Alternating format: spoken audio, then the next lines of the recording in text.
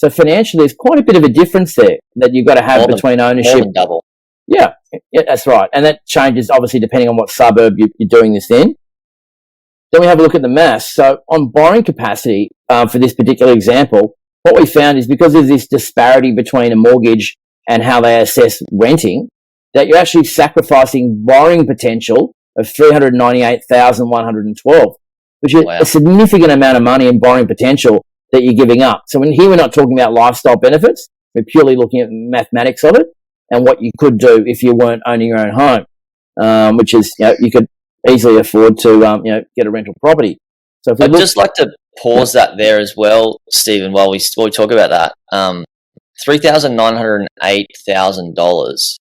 Now, that's close to $400,000. So we round that up at an extra $2,000, or you just chuck an extra $2,000 in. You can buy a $400,000 property, and doesn't need to be in a fancy suburb. I bought a $400,000 property before, and it has grown in $150,000 in value over the last couple of years. So by me not going and buying a home, potentially, I've made an extra $150,000 over a few years just because of this figure that I can lend at, that borrowing capacity.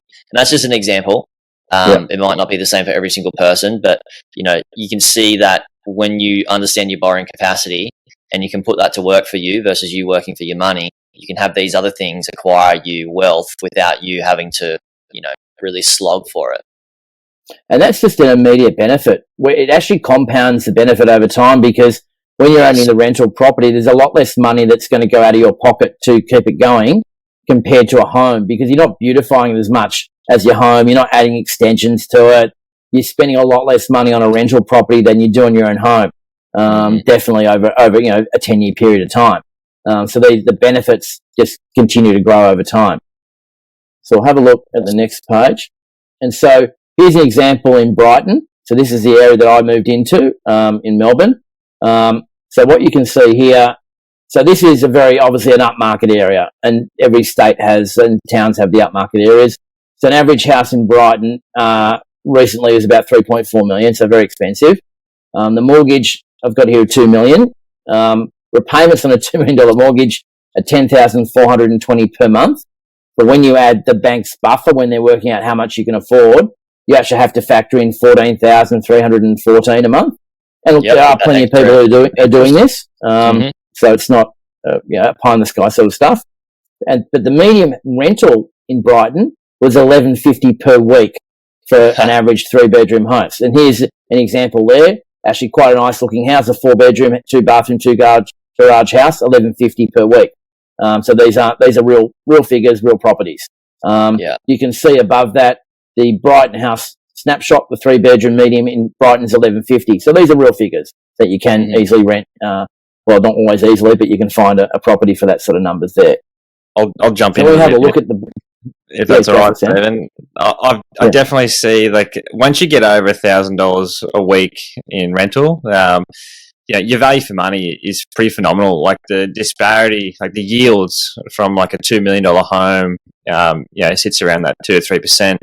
And when you go higher, 3 million, 4 million, 5 million, it gets lower and lower. So it will get to a stage through this rentvesting strategy where it doesn't make any logical sense to purchase that property if it's a few $1 million, pretty much anywhere in Australia at this stage. And the money you can get for something like this, it's quite a significant house. Like I know through project management, past life, the maintenance on those multi-million-dollar large-scale properties is quite significant too. So, just keep that in the back of your mind. Yeah, it's really, once you get your head around it, and I don't think a lot of people get their head around the fact they could actually live in a really good area, in a really good house, for significantly less than what their mortgage would be, which we'll have a look here. So looking at this, so the mortgage repayment for servicing the loan on this property will be $14,314, but the rent in the area is only $4,980. And I haven't rubberized these figures; these are real figures.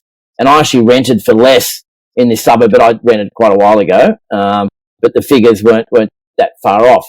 So you can see here, by owning, you are sacrificing borrowing potential by $1,051,813. Wow.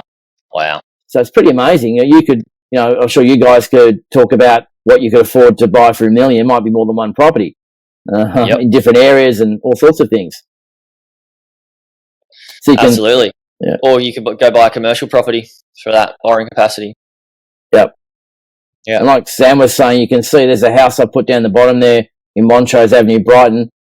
Purchase price $2.5 million. Yield was only 1.76, like Sam's saying. So as you're going up, the yields are going down. So it makes sense to be a renter there, potentially not an owner of that property. Yeah, awesome. Thanks, Stephen. It definitely compounds as you go up. The more lavish you want your lifestyle to be, to have this. I own this dream home in this area. You can see how it can be really good for your ego, in terms of how the community might view you. Although it can be very detrimental to your financial position. I see a big benefit too also of renting is that a lot of people, like Sam, you mentioned earlier about education, that for a lot of Australians, education is one of the things they can really pass on to their kids to try and give them a good start. And, you teach them and then they go and do it themselves. That you can actually then rent in a good school zone. So maybe instead of paying, $30,000 to $40,000 a year for a private school, starting out in year 4 or something like that, that you could go and rent in an area where there's a really good public school and they can go to public school. So you're renting in a nice area with your lifestyle, and now your kids are going to a really good school, but you don't have to spend the $1 million plus to buy there. You're renting, and you're getting the best of both worlds. Yeah, that's one of my properties. It's in a really strong school zone. It rents really, really well, and it's also grown really well too. So it's a win-win. I